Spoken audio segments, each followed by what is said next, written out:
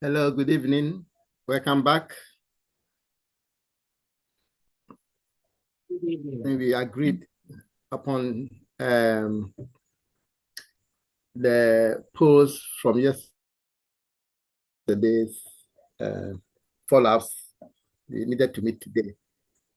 So today is making up for the lost time on Monday. God willing, we are also meeting tomorrow. Okay, so take note. All right. So we start. Is there any question from previous discussions?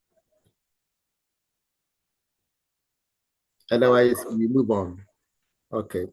So as of yesterday, we tried to know that semen analysis can be performed for a number of reasons. All right. And we tried to hit on all the areas that could be a reason for a semen analysis. We talked about the forensic investigations. Over there, it's not going to be semen analysis as the word indicates, but rather to show the presence of seminal fluid. Okay. All right. And we talked extensively about the P30 test.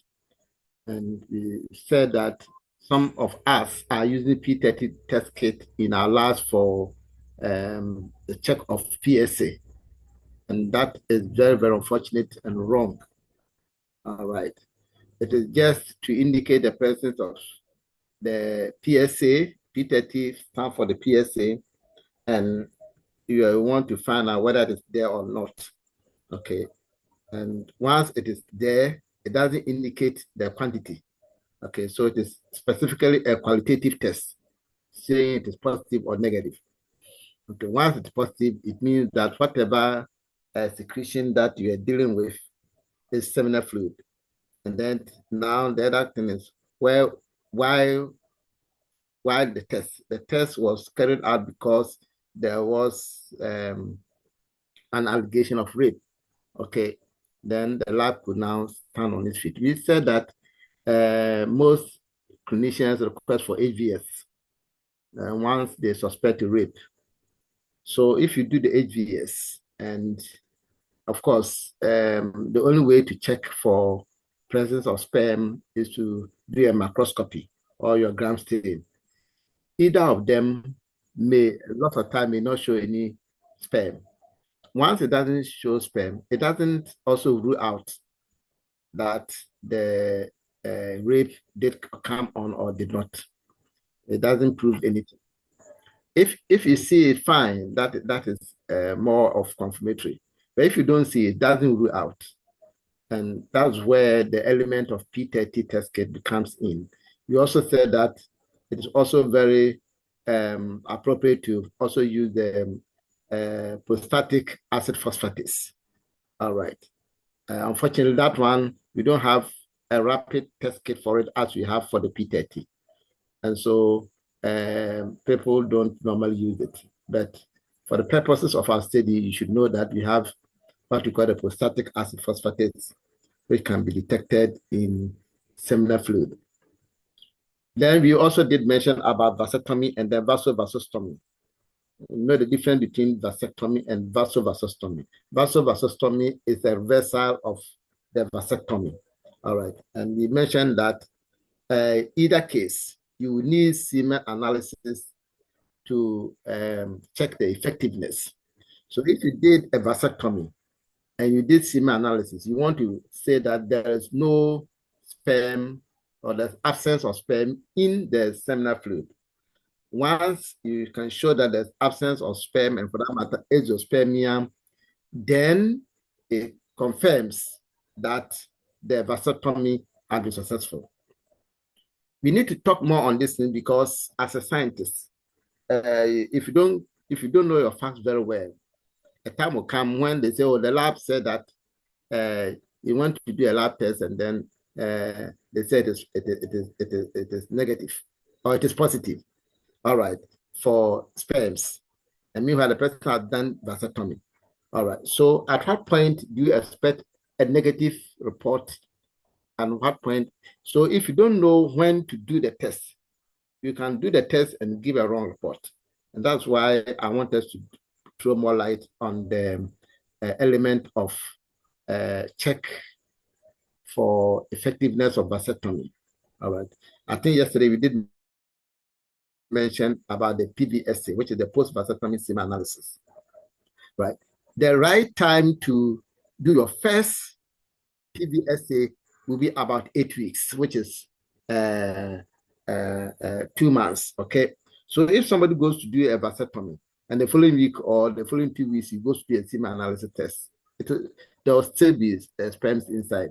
And all of us know that once the vasa difference has been severed, remember that we said that once the sperms are stored in the epididymis, okay, there can be a backflow to the vas deferens, and they could be stored also in the ampulla. I hope you remember that.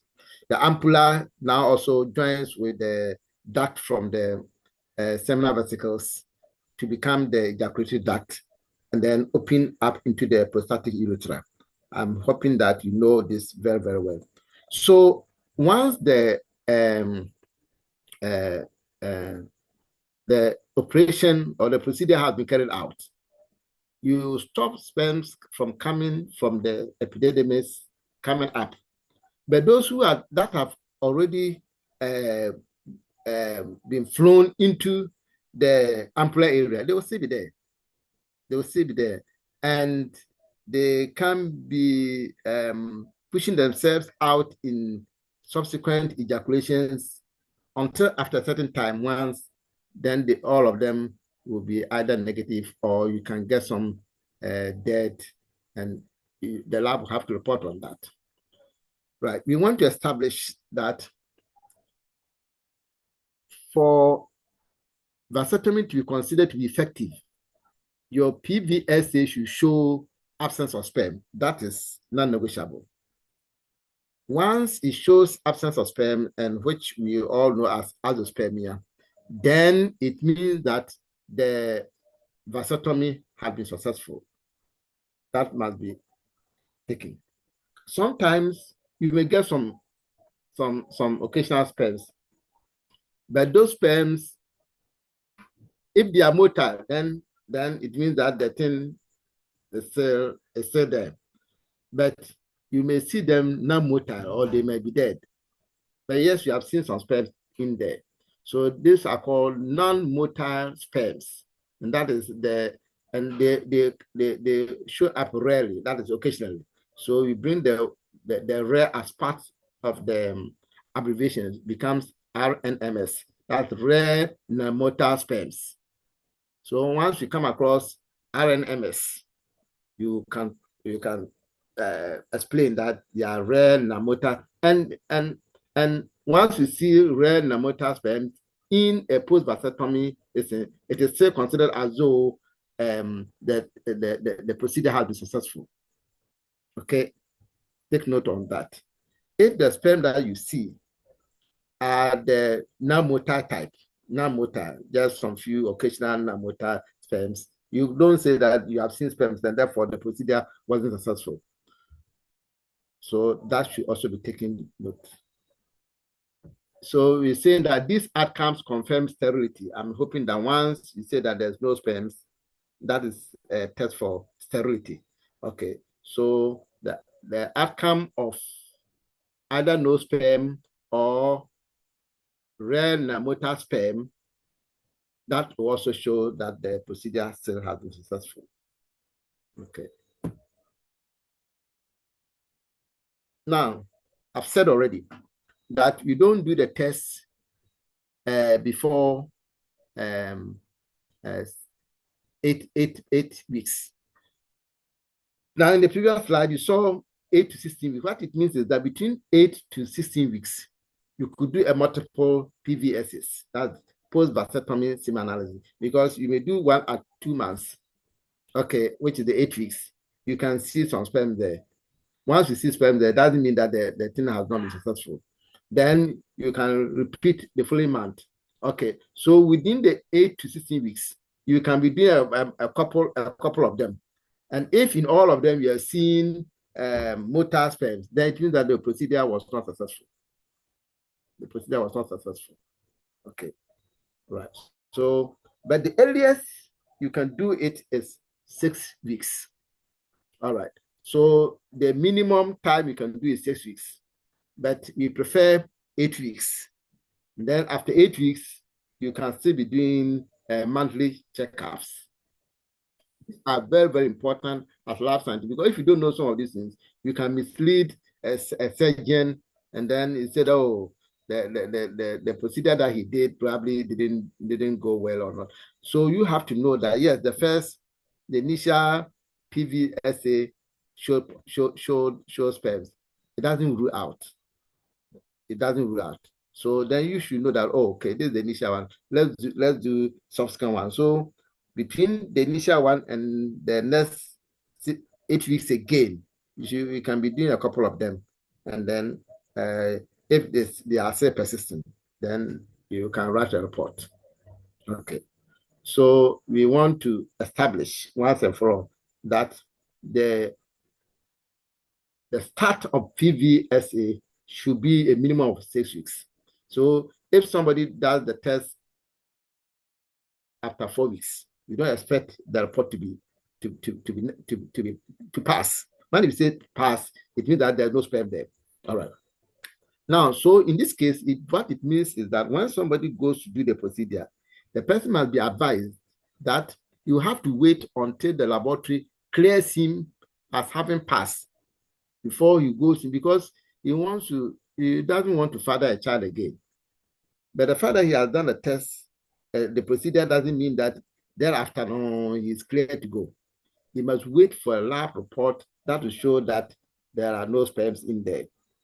And so between the time that he has done a procedure until he gets a clearance, he can be using other means of protection, like condom or other things. He shouldn't say that I've done the vasectomy and therefore I'm free to go. Okay, these are very, very important. It is inappropriate to start testing for sperm presence in the semen sooner than 6 weeks. Okay, because if you do it sooner than 6 weeks, the result will show sperms, and that will mean that the procedure was not successful. Meanwhile, that is not the case. It is because it takes some time for the remaining sperm to clear out of the reproductive system. And these are very, very important steps to know. So you also have to perform monthly PVSAs follow-up after the initial testing. Okay.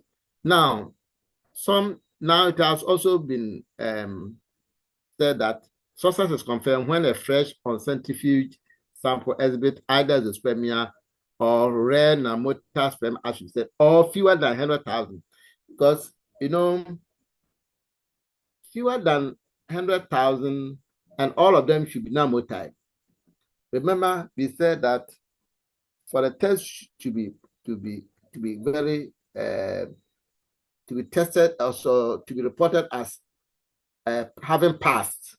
When you say it has passed, what it means is that the person is cleared of any likelihood of producing sperms. Okay. Now, we are given 3 interpretations. One, no sperms at all, is spermia. Or there could be rare non-motor sperms. Rare, occasionally you can come across some and they are non-motor. Or fewer than 100,000 non-motor, and fewer than 100,000 in millions would be what? 100,000 in millions would be what?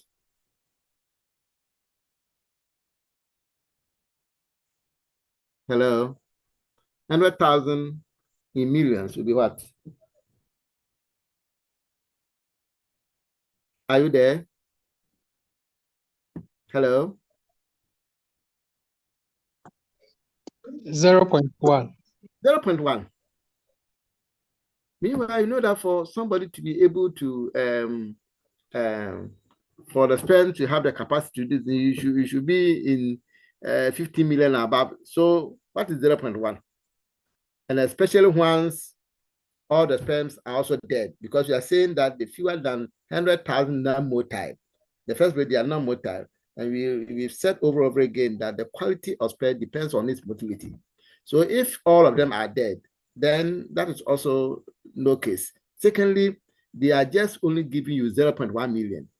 And so if you do a post-vasectomy semen analysis and you are getting 0.1 million non-motile sperms, you can't say that the procedure didn't work. All right. So that's where you as scientists should know your facts. That all we know is that they should exospermia. Exospermia means no sperms at all. Yes, that is fantastic. So that's one aspect. Secondly, there could be rarely you can come across some rare non-motile sperms. That's also acceptable as um, um, um, successful vasectomy. And now there's also there's a third component which has been introduced, which is when you can do a sperm count and it's less than 0.1 million or 100,000. And especially once all those sperms were already dead. So all those things will come together. Any of them that you report means that the procedure has been successful. Okay. Then what is, if you have persistent presence of sperm in post-vasectomy semen analysis, what does it mean? If motile sperm, here you're talking about motile, or more than 100,000 non-motile sperm are found in PVSA, the test is not passed. What it means is that once you have that scenario, if you get even few sperms which are motile, or the earlier definition was less than 100,000. If you're having more than 100,000, that's more than 0.1. And even when they are dead, you cannot conclusively say that the vasectomy was successful. So this is also the definition for non-successful vasectomy. Okay. In that case, it means that one, if you want to be assurance double sure, you repeat the test. Okay. You ask the patient to repeat the test. And once in semen analysis, repeating doesn't mean the same day. We will come to discuss that one. So what it means, you can give yourself another 2 weeks, then for another sample to be collected and repeat. If you are getting the same thing, then it means that you can report that the vasectomy may have to be redone. Okay. If any motile sperm is detected after 12 weeks or after 20 post-vasectomy ejaculations, then the vasectomy procedure is considered to have been unsuccessful.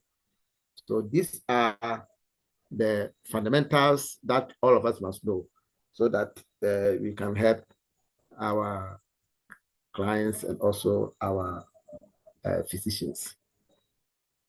The presence of any sperm in the PVSA at 6 months is deemed a definite failure. Okay. If after 6 months you are seeing, it means that definitely the procedure didn't work. Two things: either it didn't work, or the procedure, the surgery was not properly done, or there's what we call recanalization, where you see, once they cut, they should be able to separate the two ends in a manner that they have no chances of coming together. But sometimes, especially if you have an inexperienced clinician who is doing it for the first time, they do a cutting and then they tie the knots and blah blah. And before you could say jack, the ends have come together, especially after some time. Okay, so after some time, they may come back and rejoin themselves, and that's what we call recanalization. Okay, so and that will show. So it means that now, because remember, once there's vasectomy, it doesn't stop spermatogenesis. All right. And remember that once the sperms are being produced and they come to lock up at the epididymis area, and they are, because the fact that the vas deferens has been cut, then the sperm will be stored there. As you all know, once you store sperm for a long time, they will die. Once they die, then the epididymis will behave as was done in the seminiferous tubules. they absorb them. The epithelial lining of the epididymis will absorb the dead sperms. They absorb them. So with time, but what we keep on saying is that the vasectomy doesn't stop spermatogenesis. The sperms that are going to be stored at the epididymis will be there, and as they die, those that are dead will be phagocytized by the epithelial lining. Okay, all right. I think we also did a lot of we mentioned about the vasectomy reversal, and that once there's that reversal, which we call vasovasostomy, then you expect that semen analysis, which is also critical for a follow-up test, will show normal sperms, okay? And then that is also one of the things that you must be able to do in your labs. So you move to another step on semen analysis. So remember, we are talking about semen analysis for purposes of checking for vasectomy, checking the success or effectiveness of vasectomy. Now you're checking semen analysis for purpose of investigating male factor infertility. Okay. So as we said over and over again, semen analysis is the first lab test a clinician requests for a male partner of an infertile couple. All right. And here mostly you will have done a detailed history and physical examination. Unfortunately, most doctors don't do the history taking and then the physical examination. You know why? The reason is that most of the time is the ladies or the female partners that go to see the clinician, and then probably they will give a request to the, in fact, about 90% of the time, they will give the request for semen analysis to the woman to go and give to the husband. All right. So the doctor, most of the time, they haven't seen the man at all for them to take that, to take the history and also to do any physical examination.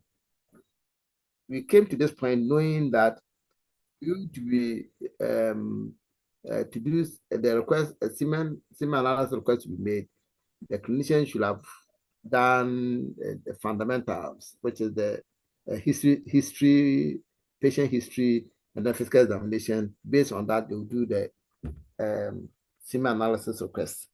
But like I've said, in practice, it doesn't work that way. In fact, many times, it is the woman who will take the request. And sometimes somebody comes to the lab with a request as old as 6 months. And then you ask why. They will say, oh, it means that most times the men are unwilling to come. So some women will just be begging their husbands, begging until finally, by the time they decide that they now want to go and do the test, sometimes 3 months, 4 months, or even 6 months. Okay, so those are some of the realities. All right.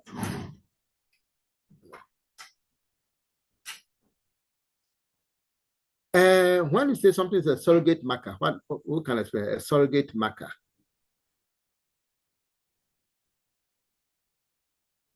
Surrogate marker. What does it mean?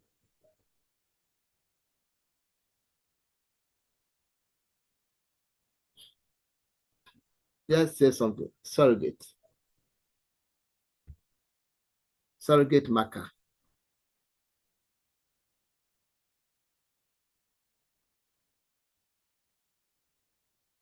Somebody should try a surrogate. But I'm sure you know surrogate mothers. A surrogate mother.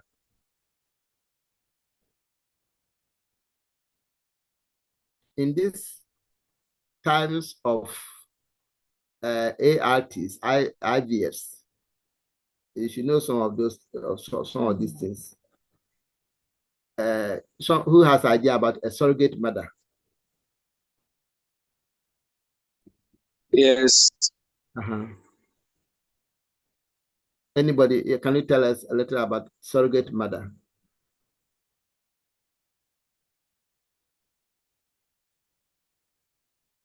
Okay, Grandpa, what I know about a surrogate mother is, for instance, if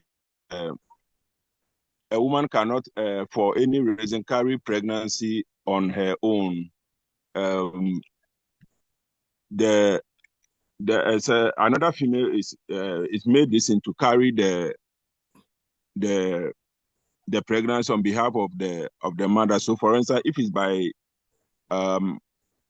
IUI, that's artificial insemination, then mean that the husband's semen will be inserted into the Fantastic. That's exactly. the You have womb a good idea. Yeah. of the So second it man. means that the mother, this mother you're talking about, is not a real mother. It's Okay. not a real mother. Yes. Yeah, very good. So when I say something is a surrogate marker, for example, if you do HIV tests, what are you checking? Most of the time, if you do HIV tests, what are you checking? You're checking for the antibodies, isn't it? You're checking for HIV. It's the antibodies that you are checking. And once the antibodies is there, you confer. Therefore, as long as the antibody is there, it means that the virus is there. Because the virus is the one that actually cause the stimulation of the antibodies. Is that not it? So Yes, if you see HIV positive, you didn't see the HIV virus, have you? You didn't no. test for the HIV virus, but you did a test and then you use the result to make an inference. Okay. Okay, so that's surrogate markers. You have a marker. If let's say you have you do uh,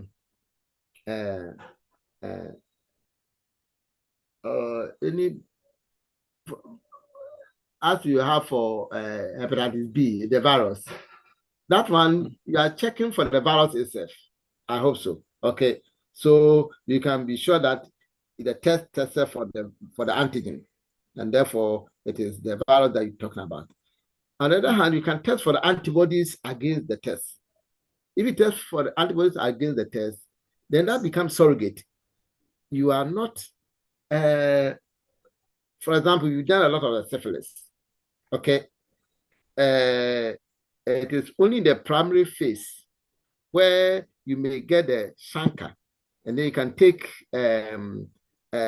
scrapings from the chancre, and then you do a dark field microscopy, and you can see the treponema direct. That one, feely, you are seeing the organism, and therefore that is a direct. I mean, you saw it. Now, when it comes to the secondary phase and all those things, you are only getting the antibodies. And once the antibodies are there, then it presupposes that the organism was there. That is. So in surrogate markers, you are not. It is not a direct. Hello, are you following me? Hello. Yeah. So when you say semen analysis is a surrogate marker, what that means is that once the your semen analysis is, let's say, bad, then it means that it's likely that you are going to be infertile. But it is not a test for fertility or infertility. I hope that you are getting me. Because even if, as we move along, you realize that even if your semen analysis, everything is normal, it doesn't conclude that you are fertile. It doesn't conclude that you are fertile. As long as your semen analysis is normal, there must be pregnancy. It doesn't work that way.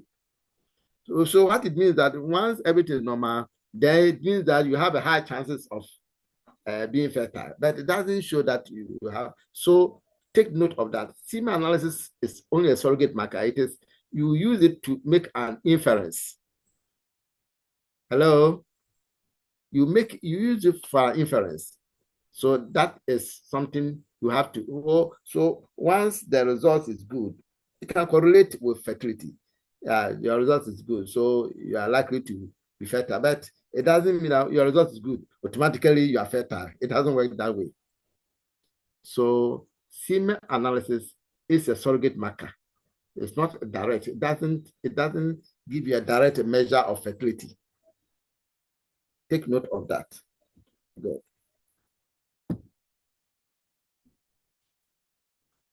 So even before we do the semen analysis, just as we have gone through other means of doing the semen analysis. Now, even before you do the semen analysis, now that you've seen that it's only a test which can only, it's not a direct test, but it is a surrogate, then we know that it means that even semen analysis has a lot of limitations. Let's go through the limitations. So limitations of semen analysis include poor predictive value for fertility. A poor predictive value. When I say poor predictive value, what it means is that if you are talking about positives, it means that there's a high probability of other negatives. That is something like that. Okay. So a standard semen analysis has limited ability to predict whether a couple will conceive naturally. So that is the poor predictive value. So you can't say that once the semen analysis is normal, you should conceive. It doesn't work that way. It doesn't work that way. It increases the probability that you could conceive, but it's not direct. That's why we mentioned about this the fact that it's a surrogate marker. So it doesn't give a poor, sorry, it gives a poor predictive